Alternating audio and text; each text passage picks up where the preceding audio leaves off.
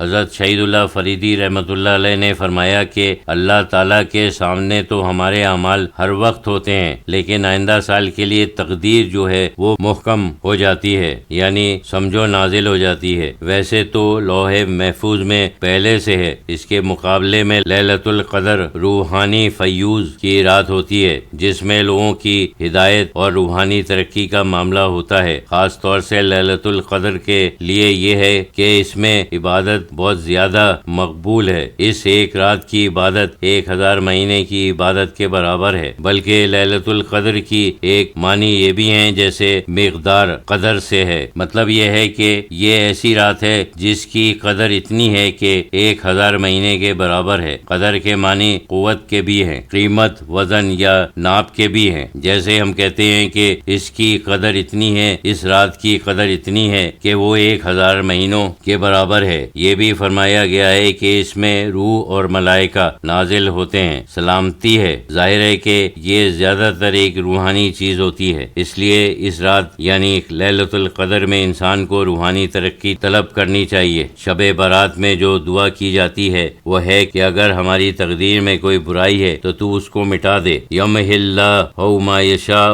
وکذب وعندہ ام الکتاب، یعنی اللہ تعالیٰ کتاب یعنی لوح محفوظ یا تقدیرات کی کتاب سے محو بھی کر سکتا ہے، مٹا سکتا ہے۔ جو کچھ تیرا جی چاہتا ہے مٹاتا ہے یا قائم رکھتا ہے، کیونکہ ام الکتاب یعنی کتاب کی اصل جو ہے میرے ہی پاس ہے۔ اس میں زیادہ تر رزق، اولاد اور موت و زندگی اور اس قسم کی چیزوں کے لیے دعا مانگی جاتی ہے۔ ویسے شقی اور سعید بھی ہے، نیکی اور بدی، وہ جو ایک خاص روحانی برکت اور روحانی شان لیلۃ القدر کی ہے وہ تو خیر ایک مختلف چیز ہے، وہ کسی رات میں نہیں ہے۔ بہرحال دونوں برگزیدہ ہیں۔ پھر تفسیر اور حدیث میں جو کچھ ہے وہ تو ہے، لیکن ساتھ ہی یہ بھی ہے کہ تواتر عمل بھی ہے، یعنی شروع سے سارے بزرگوں کے سلسلے میں جو یہ چیز چلی آ رہی ہے کہ 15ویں شعبان رات کا قیام جو ہے وہ ثواب ہے۔ اس ملک میں تو عام ہی ہو گیا ہے، صرف بزرگوں کے سلاسل نہیں بلکہ عام ہو گیا ہے۔ دوسرے ملکوں میں شاید نہ ہو، اس ملک میں بہت عام ہے۔ ایک صاحب نے دریافت کیا کہ مقدرات اور قرآن سب لوح محفوظ میں ہے۔ حضرت شہید اللہ فریدی رحمۃ اللہ علیہ نے فرمایا کہ ہاں، لوح محفوظ اصل میں شروع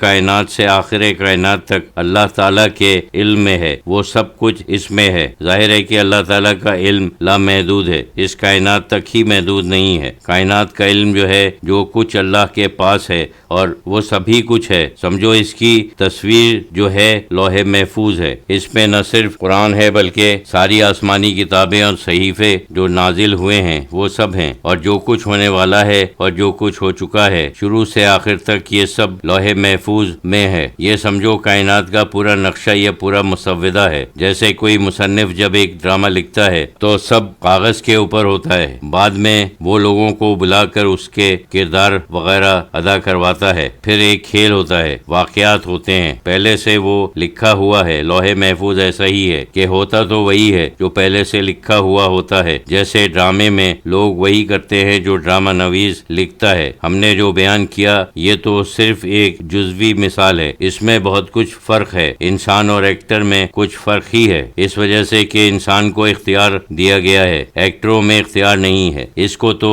وہی کہنا پڑتا ہے جو ڈرامہ نویس چاہتا ہے، یعنی وہاں اختیار کا سوال نہیں ہے، اس میں جبر محض آ جاتا ہے۔ ہمارا مذہب جبر محض نہیں ہے، لیکن بہرحال لوح محفوظ بیان کرنے کے لیے یہ مثال ہے۔ جیسے ایک شخص مکان بنانے والا ہو تو پہلے وہ نقشہ تیار کرتا ہے، وہ مکان ہی ہے، سمجھو تصوری مکان ہے۔ یہ بھی حدیث میں ہے کہ خلق اللہ آدم علی صورتہ، یعنی اللہ تعالیٰ نے آدم علیہ السلام کو اپنی ہی صورت پر بنایا ہے۔ مطلب یہ ہے کہ اللہ تعالیٰ کے جو افعال ہیں اور انسان کے افعال ہیں ان میں کچھ تھوڑی سی مناسبت ہے، حالانکہ ظاہر ہے کہ ایک طرح سے مناسبت نہیں ہے۔ ہماری اللہ کے ساتھ کیا مناسبت؟ اللہ کی ہستی اور اور ہماری ہستی، لیکن ساتھ ساتھ کچھ مناسبت ہے بھی، کتنی ادنا ہو لیکن تھوڑی بہت مناسبت ہے، جسے اللہ تعالیٰ نے قرآن شریف میں اپنی جو صفات بیان کی ہیں وہ تقریباً سب وہی صفات ہیں جو انسان میں ہیں، یعنی صفات ذاتی کے، جیسے اللہ تعالیٰ باقی ہے یعنی ہمیشہ رہنے والا ہے۔ ظاہر ہے کہ انسان تو